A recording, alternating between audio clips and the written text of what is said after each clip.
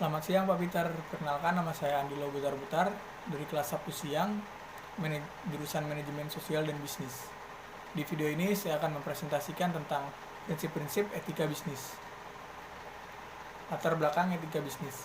Sebagian besar orang beranggapan bahwa dalam menjalankan bisnis, seorang pebisnis tidak perlu mengindahkan aturan-aturan, prinsip-prinsip serta nilai moral yang berlaku dalam bisnis, karena bisnis merupakan suatu persaingan, sehingga pelaku bisnis harus memfokuskan diri untuk berusaha dengan berbagai macam cara dan upaya agar bisa menang dalam persaingan bisnis yang ketat.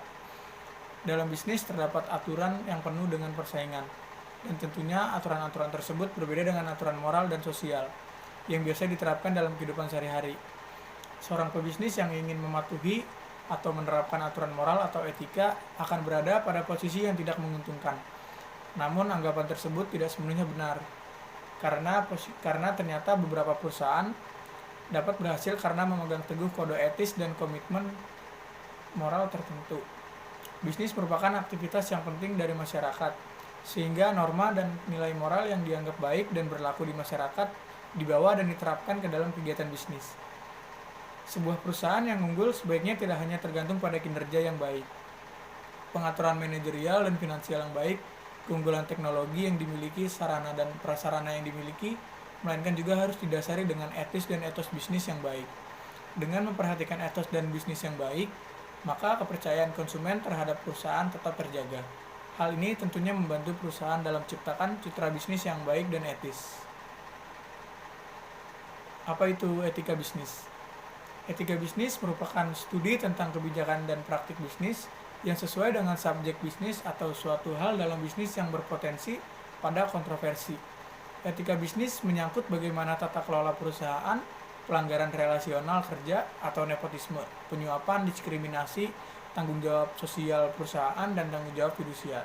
Secara hukum, etika bisnis di tiap negara juga telah diatur dalam pedoman dasar tertentu yang telah disetujui secara publik. Menurut para ahli, Hill dan Jones menyatakan bahwa etika bisnis merupakan suatu ajaran untuk membedakan antara salah dan benar guna memberikan pembekalan kepada setiap pemimpin perusahaan ketika mempertimbangkan untuk mengambil keputusan strategis yang terkait dengan masalah moral yang kompleks. Adapun manfaat dari etika bisnis, adanya pengendalian diri. Pengendalian diri di sini adalah pengendalian diri untuk seluruh pihak yang menjadi bagian dari perusahaan, sehingga diharapkan hal ini dapat memberi kelancaran bisnis yang dijalankan dengan adanya rasa saling menghargai satu sama lain. 2. Menjadi sarana untuk pengembangan jati diri. Dengan memahami EBI, dapat membentuk sebuah jati diri perusahaan yang nantinya akan memberikan dampak yang cukup besar bagi perusahaan, seperti misalnya matangnya konsep bisnis perusahaan sehingga membuat bisnis dapat berjalan dengan lancar.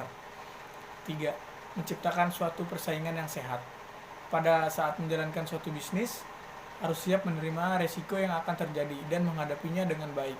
Itu juga berlaku untuk mengatasi resiko adanya persaingan bisnis yang ketat, baik terjadi pada internal atau eksternal perusahaan. Hal tersebut bisa diatasi dengan sehat jika perusahaan tersebut memiliki kesadaran EBI serta tanggung jawab yang baik saat akan menjalankan suatu bisnis, sehingga hal ini bisa membuat bisnis tersebut mampu bersaing di tengah persaingan yang ketat. 4. Membentuk sikap saling percaya. Adanya sikap saling percaya antara individu atau kelompok dalam suatu perusahaan, hal ini untuk menciptakan suasana bisnis yang sehat.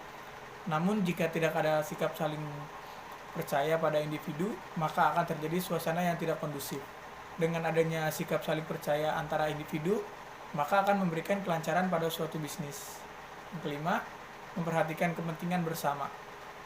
Dengan kesadaran EBI pada tiap individu akan berdampak pada pelaku bisnis untuk lebih memperhatikan kepentingan bersama daripada kepentingan individu, sehingga untuk mewujudkan tujuan atau meraih kesuksesan dalam menjalankan bisnis tidak begitu sulit. Yang keenam, menjaga kenyamanan dalam berbisnis.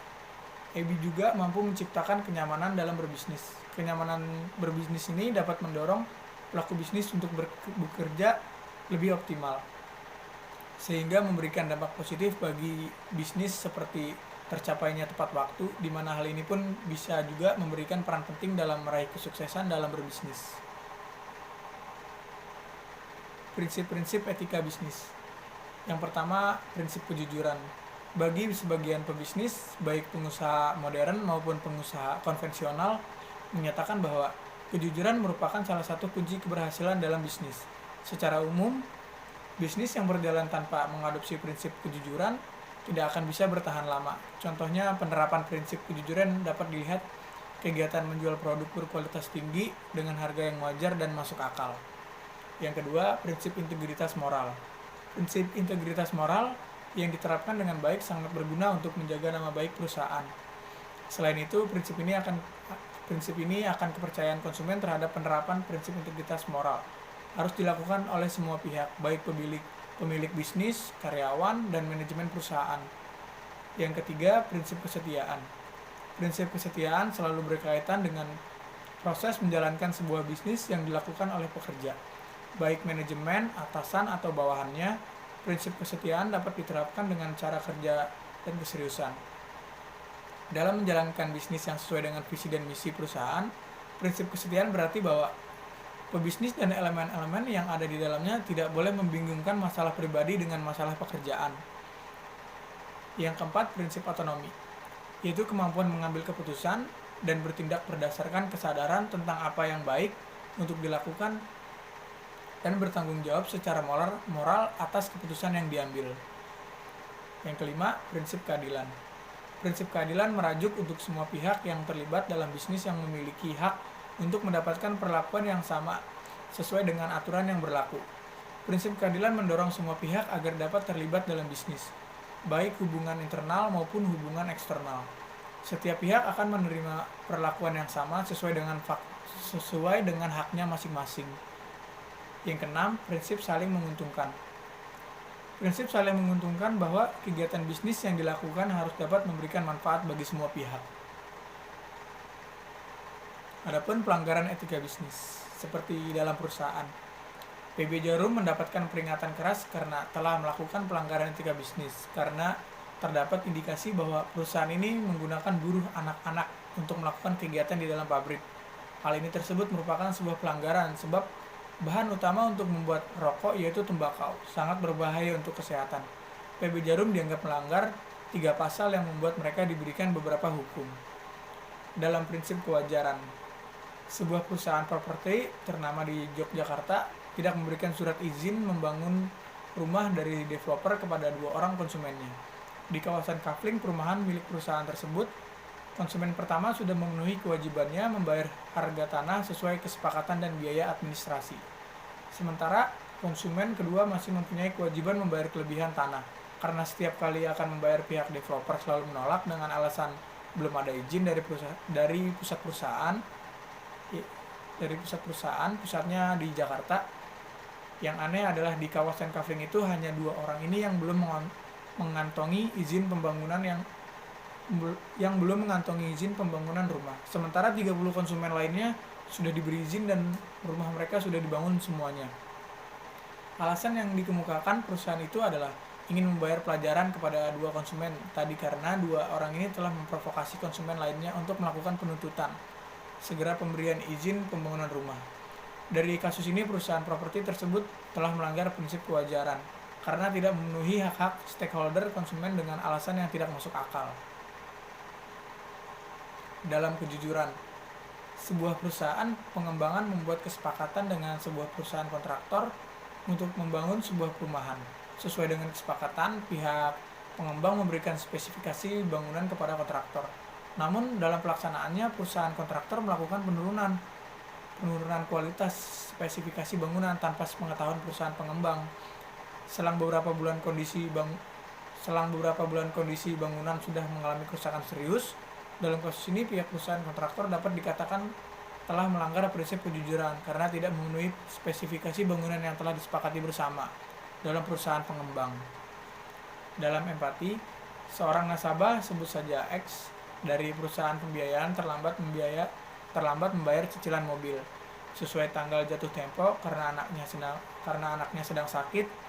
X sudah memberikan kepada pihak perusahaan tentang keterlambatannya membayar cicilan mobilnya. Namun X tidak mendapatkan jawaban dari perusahaan pembiayaan tersebut. Beberapa minggu setelah jatuh tempo, pihak perusahaan langsung mendatangi X untuk menagih cicilan dan mengancam akan mengambil mobil yang masih dikredit tersebut. Pihak perusahaan menagih dengan cara yang tidak sopan dengan melakukan tekanan psikologis kepada nasabah. Dalam kasus ini, pihak perusahaan telah melakukan pelanggaran prinsip empati nasabah X terhadap nasabah X. Karena sebenarnya pihak perusahaan dapat memberikan peringatan kepada nasabah itu dengan cara yang bijak dan tepat. Dalam pertanggungjawaban, sebuah perusahaan PJTKI di Jogja melakukan rekrutmen untuk tenaga babysitter. Dalam pengumuman dan perjanjian dinyatakan bahwa perusahaan berjanji akan mengirimkan calon TKI setelah 2 bulan mengikuti training. Dijanjikan akan dikirimkan ke negara-negara tujuan. Bahkan perusahaan tersebut menjanjikan bahwa segala biaya yang dikeluarkan pelamar akan dikembalikan jika mereka tidak jadi berangkat ke negara tujuan. Yang tertarik dengan tawaran tersebut langsung mendaftar dan mengeluarkan biaya sebanyak 7 juta untuk ongkos administrasi dan pengurusan visa dan paspor. Namun setelah 2 bulan training tak kunjung diberangkatkan, bahkan hingga 1 tahun tidak ada kejelasan. Ketika dikonfirmasi perusahaan PJTKI itu setelah berkilah dan penundaan, begitu seterusnya. Dari kasus ini dapat disimpulkan bahwa perusahaan PJTKI tersebut telah melanggar prinsip pertanggungjawaban dengan mengabaikan hak-hak sebagai calon TKI yang seharusnya diberangkatkan ke negara tujuan untuk bekerja. Dalam akuntabilitas, sebuah rumah sakit swasta melalui pihak pengurus mengumumkan kepada seluruh karyawan yang akan mendaftarkan PNS secara otomatis dinyatakan mengundurkan diri. A sebagai salah seorang karyawan di rumah sakit swasta, yaitu mengabaikan pengumuman dari pihak pengurus karena menurut pendapatnya ia diangkat oleh pengelola, dalam hal ini direktur, sehingga segala hak dan kewajiban dia berhubungan dengan pengelola bukan pengurus. Pihak pengelola sendiri tidak memberikan surat edaran resmi mengenai kebijakan tersebut. Karena sikapnya itu, A akhirnya dinyatakan mengundurkan diri. Dari kasus ini, rumah sakit swasta itu dapat dikatakan melanggar prinsip akuntabilitas karena tidak ada kejelasan fungsi, pelaksanaan, dan pertanggungjawaban antara pengelola dan pengurus rumah sakit. Kesimpulannya, etika bisnis berlaku sebagai benteng bagi pemangku kepentingan. Etika bisnis juga memiliki fungsi yang mampu menyinergikan antara pemangku kepentingan dalam bisnis. Bisnis yang beretika akan membawa dampak baik pada perusahaan. Penerapan etika dalam kegiatan bisnis akan membawa dampak yang positif bagi kelangsungan suatu bisnis. Dalam dunia bisnis, etika memiliki peran penting bagi perjalanan organisasi bisnis. Bisnis merupakan aktivitas yang memerlukan tanggung jawab moral dan pelaksanaannya, sehingga etika dalam praktik bisnis memiliki hubungan yang erat. Bisnis tanpa etika akan membuat praktik bisnis menjadi tidak terkendali dan justru merugikan tujuan utama dari bisnis itu sendiri. Saran saya, setiap pelaku etika bisnis hendaknya melaksanakan prinsip-prinsip dalam beretika. Pelanggaran-pelanggaran etika yang terjadi menunjukkan bahwa kesadaran pelaku bisnis terhadap pentingnya etika masih sangat kurang. Pada umumnya, pelanggaran etika bisnis yang sering terjadi dilakukan oleh pihak yang memiliki kekuasaan. Hal ini dikarenakan tidak adanya etika yang bersifat mengikat bagi pelakunya. Oleh karena itu, perlu dibuat aturan-aturan yang tegas bersifat lebih mengikat terhadap pelanggaran yang merugikan pelaku bisnis. Penegakan aturan-aturan ini harus jelas dan transparan. Dalam berbisnis, kita juga harus mempunyai etika. Jika etika kita kurang baik, maka orang lain akan menilai Anda secara negatif. Kunci utama kesuksesan bisnis adalah reputasinya sebagai pengusaha yang memegang teguh integritas dan kepercayaan pihak lain, yaitu dengan cara memegang prinsip-prinsip etika dalam berbisnis. Sekian video presentasi saya, Pak. Berikut adalah daftar pustaka saya. Mohon maaf jika ada kesalahan dalam pengucapan kata. Sekian dan terima kasih.